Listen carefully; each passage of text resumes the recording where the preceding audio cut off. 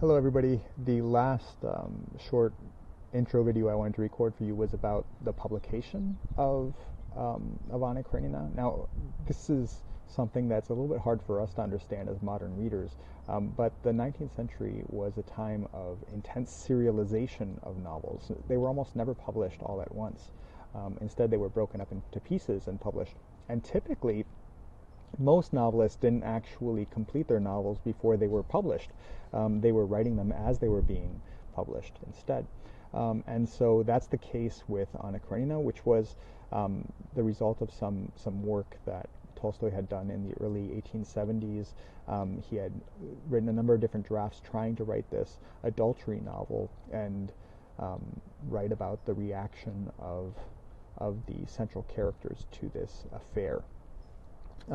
Eventually it became a much more complicated and a very different story from the one he had envisioned originally. And it was published between 1875 and 1877 in a journal, what was sometimes called in Russia a thick journal, which would contain both excerpts of fiction and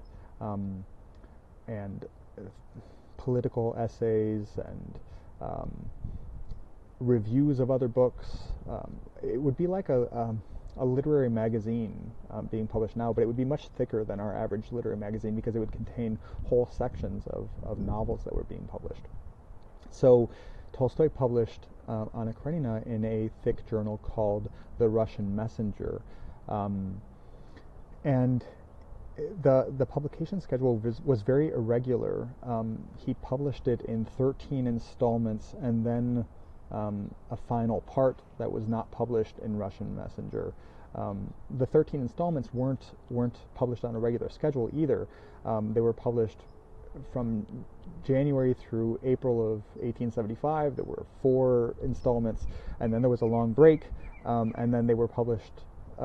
Or 4 more installments were published at the beginning of 1876 from January through April, and then 5 more were published starting from in December of 1876, and then through the first 4 months of 1877, and then the part of the novel that's actually part 8 wasn't even published in Russian Messenger, and the editor of Russian Messenger claimed that the novel was finished and therefore he didn't have to publish the last part that Tolstoy wanted to add.